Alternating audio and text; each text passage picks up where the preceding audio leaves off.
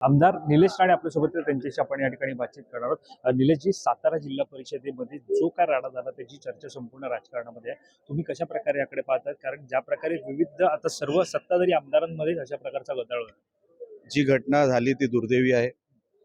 आज माननीय शंभूराजे देसाई मंत्री आहेत, कॅबिनेट मंत्री आहेत, पालकमंत्री आहेत, एक मोठं व्यक्तिमत्व आहे.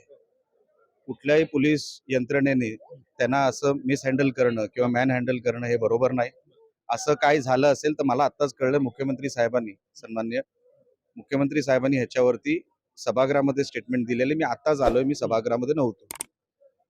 काय त्याच्यावरती इन्क्वायरी आहे किंवा इन्क्वायरी बसवली हे मला आता आत गेल्यावर कळेल. पण असं काही घडणं हे अतिशय दुर्दैवी आहे. आम्ही हा विषयाचा पाठलाग करणार, ते शिवसेनेचे नेते आहेत. आम्ही हा विषय असाच सोडणार नाही आणि त्याच्या खोलापर्यंत जाऊन त्याच्यामध्ये नेमकं काय घडलंय हे आम्हाला जाणून घ्यायचंय. सभापती निलंबर यांनी एसपींच्या निलंबनाची कारवाई करण्याचे आदेश दिलेले सुद्धा आहेत. मात्र महेश शिंदे जे तुमच्याच शिवसेनेचे आमदार आहेत, ते म्हणतात पोलिसांची काहीच चूक नव्हती तिकडे. नेमके कोणाचे स्टेटमेंट काय आहेत मला माहित नाही. जर पोलिसांनी चुकीच्या पद्धतीने ती सिच्युएशन हँडल केली आहे तर एसपीना राजीनामा द्यावाच लागतो.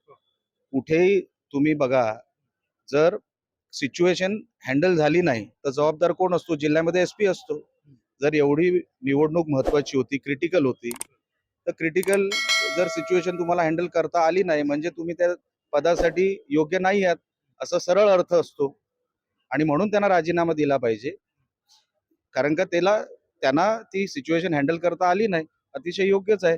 पण नेमकं शिंदे साहेबांचं त्याच्यामध्ये काय, म्हणजे मग आपले महेश शिंदेचं त्याच्यामध्ये काय सबमिशन आहे हे मला माहित नाही. शंभूराज देसाई म्हणत आहेत की मला अक्षरशः फरफटत नेलं, पोलिसांचं बळ मला धरून होतं आणि या सगळ्यामध्ये त्यांनी जी काय त्यांचं म्हणणं मांडलेलं आहे त्यानंतर कारवाई सुद्धा होण्याची मागणी होते. मात्र या सगळ्यामध्ये जर पाहायला गेलं तर अशा प्रकारे मंत्र्याला, राज्यातील मंत्र्याला अशा प्रकारे मी पोलिसांचं अगोदरच तुम्हाला बोललोय, दुर्दैवी घटना आहे. जर असं काय झालं असेल तर आम्ही शिवसैनिक आहोत, लक्षात ठेवा. जसं तसं उत्तर आम्ही देऊ शकतो.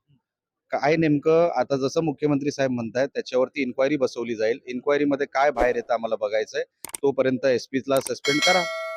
जे त्या सिच्युएशनला कंट्रोल करण्यासाठी बंदोबस्ताला होते ते सगळे गेले पाहिजे, ते उडले पाहिजे. नाहीतर त्याच्यामध्ये जी काही इन्क्वायरी आम्हाला बघायची आहे, जी काही इन्क्वायरी झाली पाहिजे ती त्या पद्धतीने होणार नाही, असं माझं म्हणणं आहे. म्हणून एकदा होऊन जाऊ दे. जे कोण ह्याला जबाबदार असतील ते आम्ही, आमचं लक्षही आहे ना शिवसैनिक म्हणून. धन्यवाद आमच्याशी बातचीत केल्यासंदर्भात. कॅमेरा पर्सन अजय सर, मी वैभव पाटील, मुंबई.